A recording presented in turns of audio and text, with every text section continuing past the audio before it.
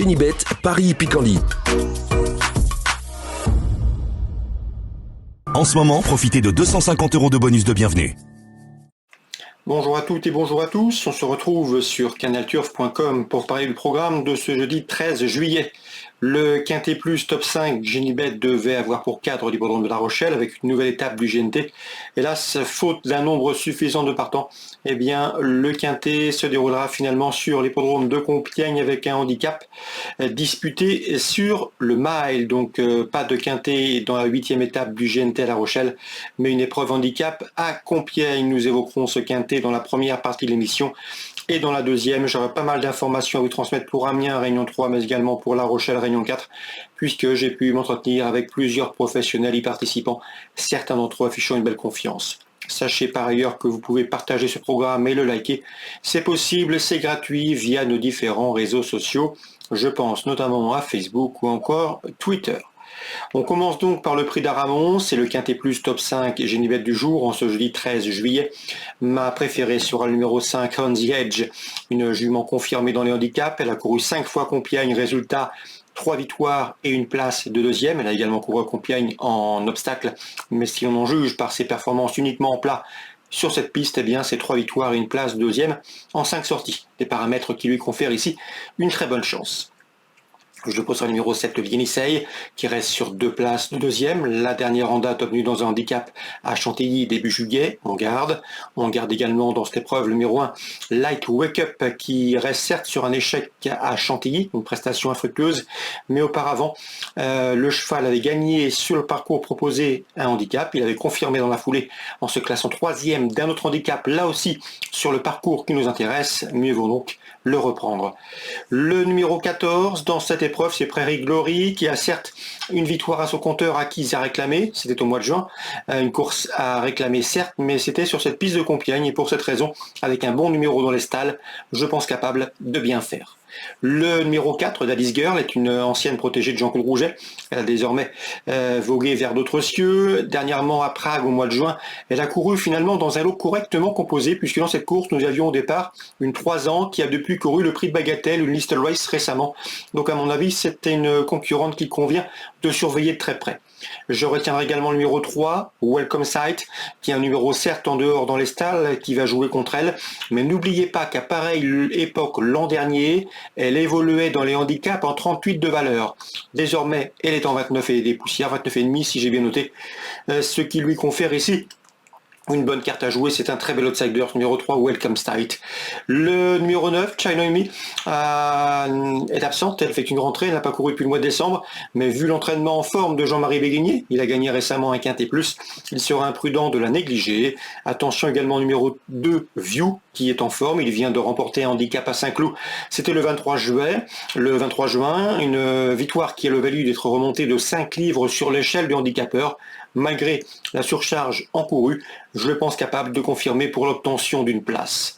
Résumé chiffré, le 5, On the Edge devant le 7, Lienisai, le 1, c'est Light Wake Up, le 14, Prairie Glory, le 4, Daddy's Girl, le 3, Welcome Sight, le 9, c'est China and Me, et le numéro 2, View. En canon partant, je retiendrai le numéro 11, Cruel Delville. On se retrouve maintenant pour les coups de cœur. En ce moment, profitez de 250 € de bonus de bienvenue. Voici désormais mes informations et conseils de jeu pour ce programme du jeudi 13 juillet. Petit mot tout d'abord sur Compiègne. Dans la première, je pense que le 102 Melia, qui est proche de sa course, peut la trouver. Je lui poserai principalement le numéro 4 dans cette épreuve, Ellerton, qui dispose d'une belle chance théorique, 102-104. On ouvre maintenant la page d'Amiens, c'est la Réunion 3, des trotteurs en piste. Dans la deuxième, j'ai pu m'entretenir avec Alexandre de Jésus qui présente le 13, Calisi d'Alesa, qui est en forme, qui voit l'autre genre dire de son mentor. Donc attention au 213. Sachez également que Laurent David n'est pas négatif avec le 202 Canel Dream et le numéro 14, Calamity d'érable, bien né, me semble en mesure de refaire parler d'elle. Deuxième course, 2, 13 et 14 dans l'ordre du programme. Dans la sixième, Luc Rollens, ça se compte un bon résultat du 608 Hilton Mazza, un cheval confirmé autre montée, pas de souci corde droite, il devrait jouer les premiers rôles. Je lui poserai principalement le numéro 9, Flèche du Cèdre, de retour autre montée avec de sérieuses ambitions. Yo Courbani, quant à lui, qui entraîne en Belgique, effectuera le déplacement avec le 701 Griezmann. Nous vous l'avions fortement recommandé la dernière fois lorsque le cheval a gagné hier à 10 contre 1, si mémoire est bonne. J'espère que vous en avez tiré profit. Le cheval est resté bien. On a préféré cette course. Il avait deux courses possibles en ce jeudi à Amiens. Yo Courbani a préféré cette course. Son cheval est resté bien. Il en escompte un très bon résultat. À mon avis, son principal opposant sera le 709 Génie de l'Ouest, lequel a prouvé qu'il avait la pointure d'une course comme celle-ci. Dans la suivante, Sébastien Poilane se déplace avec le 806 Grippin. Il aura plusieurs partants, mais il escompte un très bon résultat du 806 Grippin. Sachez que Gert Lanou est également optimiste avec le 4 Fingalou. Dans cette course, je le reposerai principalement le numéro 9 qui me semble en mesure de bien faire. C'est Guignol de Chardet, bon droitier, bon finisseur. Il s'annonce redoutable. C'est un candidat sérieux au succès, 809. Attention également au numéro 8 Gaspard, qui lui aussi se déplace avec des ambitions. C'est un excellent droitier. Donc la 8e, pas mal d'infos. Le 8 et les 9 pour les choix logiques et les favoris incontournables. Le 6 et le 4 pour des cotes plus spéculatives et pour des trios. On ouvre maintenant la page de La Rochelle, la Réunion 4, réunion qui devait initialement servir de support au pari à la carte, au Quintet Plus avec la 8e étape du GNT.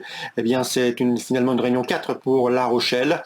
Concernant la 3e, Jean-Christophe Germain, dont l'interview est disponible sur canalturf.com, est assez confiant avec 307 Sionat Quecry. Elle n'a plus de marge, elle affronte régulièrement des plus jeunes qu'elle, mais la jument est restée en forme et il se déplace avec la ferme intention de la voir sur le podium. Dans cette épreuve, Yves Vidal a également une course visée avec 306 Farandole d'Ipalba, souvent délicate en partant au sulky. C'est un peu mieux remonté, elle a déjà bien fait sous la selle. Il est assez confiant, c'est une course visée, le 306 Farandole d'Ipalba. Dans cette même épreuve, j'ai pu également m'entretenir avec Didier Dauvernet qui m'a parlé en bien du 310 Cavroche-Best, le cheval est en forme, confiant en votre montée, devrait être dans le coup. Donc 3 infos pour la 3e en Réunion 4 à La Rochelle. Le 6, le 7 et le 10, on peut leur adjoindre bien sûr le 8 Grizzly Beer qui vient de s'imposer à la clé, qui revient entre montées avec de légitimes ambitions. Donc choix préférentiel, 8 devant le 6, le 7 et le 10 pour la 3e. Concernant la 8e étape du GNT, elle se déroulera dans la 4e course du programme. J'aime beaucoup bien sûr les ténors de ce tournoi 2023 avec Horace Dugoutier, le numéro 2 et Gaspard Dangy, le numéro 6 qui, quant à eux, totalisent pas mal de victoires dans ce challenge. Ils devraient marquer de nouveaux points et s'expliquer pour les premières places. On peut le reposer le numéro 4, Élite Beaufour, qui vient de prouver sa bonne forme à Vichy et qui s'annonce lui aussi redoutable. Donc le 2, le 4, le 6 pour la 8e étape du GNT. Concernant la 6e course du programme, j'ai pu m'entretenir avec Stéphane Bouisson qui présente le 605 Junot de Banville, un déplacement ambitieux pour cet homme basé dans le sud-ouest. Il s'attache au service de Jean-Michel Bazir, le cheval est pieds nus. On en escompte un très bon résultat. Un cheval qui est passé par la case des réclamés mais qui a progressé et qui est beaucoup mieux d'allure. Dixit son mentor. Dans cette épreuve, je te poserai principalement le 3, Jibi du Fruitier, qui à mon avis affronte un lot dans ses cordes. Alexandre de Jésus est également confiant avec le 9. Junior du Vivier, un cheval irréprochable depuis ses débuts. Il collectionne les bons résultats. Il n'a jamais terminé plus loin de 4e, si ma mémoire est bonne, ce numéro 9, Junior du Vivier. Vous pourrez d'ailleurs retrouver l'interview gratuitement d'Alexandre de Jésus sur notre site canalturf.com. Alexandre de Jésus confiant également dans la 8e avec 807 Corsico. Un cheval qu'il estime assez et qui d'après lui pourrait bien courir des groupes au trop monté l'hiver prochain. Vincent, en attendant, le cheval est en phase d'apprentissage, il a les moyens suffisamment ici pour jouer les premiers rôles. C'est le 807 Corsico, c'est à La Rochelle en Réunion 4. Excellent jeu à tous, très bonne journée. Nous on se retrouve désormais demain pour un nouveau programme. Génibet, Paris Picardie. En ce moment, profitez de 250 € de bonus de bienvenue.